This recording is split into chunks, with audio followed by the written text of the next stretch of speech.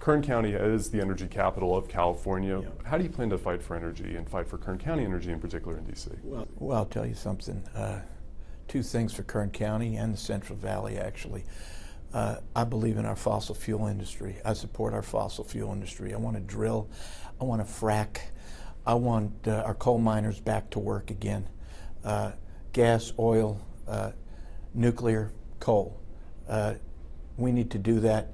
It's incredibly important. We have a government right now, certainly the government in California, and the one in the White House right now. They're doing everything they can to destroy our fossil fuel industry. There should be no question in people's minds why they're now paying $6 a gallon of gas. We need people in government again.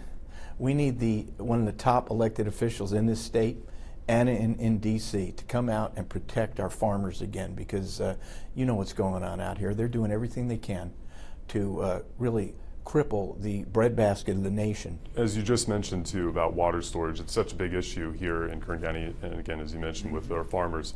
How do you take that fight to DC? I know when we've had Kevin McCarthy in, one of the things he says is it's not much you can do to fight uphill in terms of fighting Newsom from DC. How do you look at that sort of situation? You have that. I don't look at the way Kevin looks at it. I look at it when you're the U.S. Senator from the largest, most populated state, most powerful state in the nation, and you're in D.C., and you have the breadbasket of our nation here that needs water to not only keep all of our great farmers going, keep all of our people going, but to feed the rest of the country and much of the rest of the world, frankly.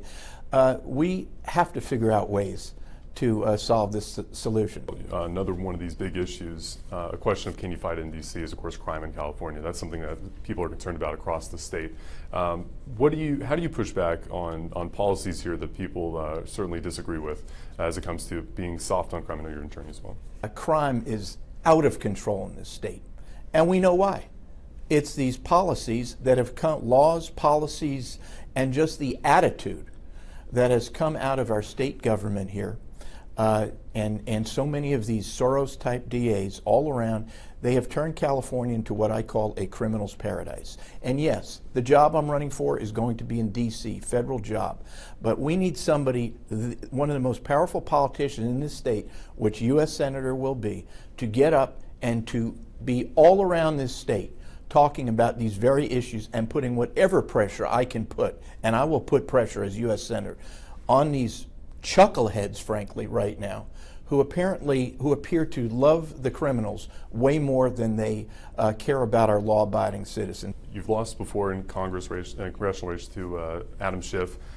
You've lost an attorney general's race as well. Mm-hmm. How do you get over the hill this time? Is it just continuing to fight for those policies that maybe are sounding the door? Let me tell you something, Will. First of all, I ran against Schiff for Congress 2 or 3 election cycles ago.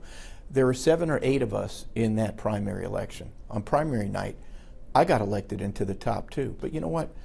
I'm the only common sense conservative running in this race. And every race I've run in, I've been the major conservative voice.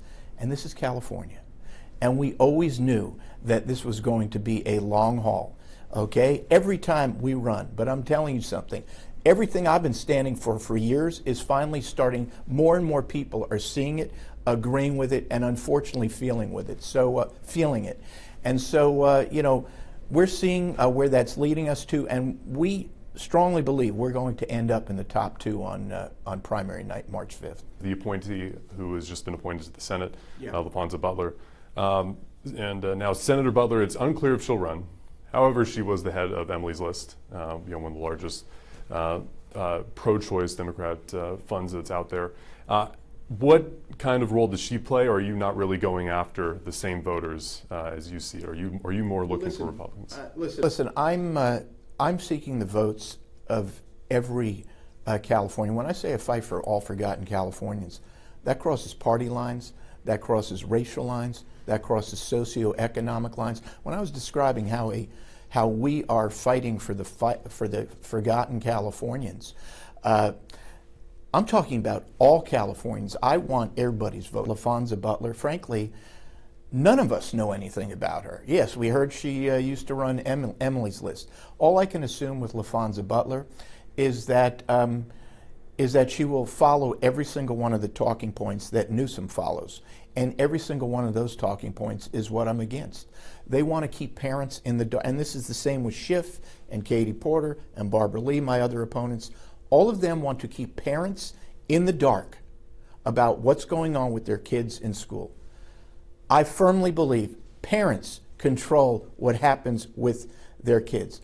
All of them support these criminal laws that have turned California into a criminal's paradise. I believe in crime and punishment.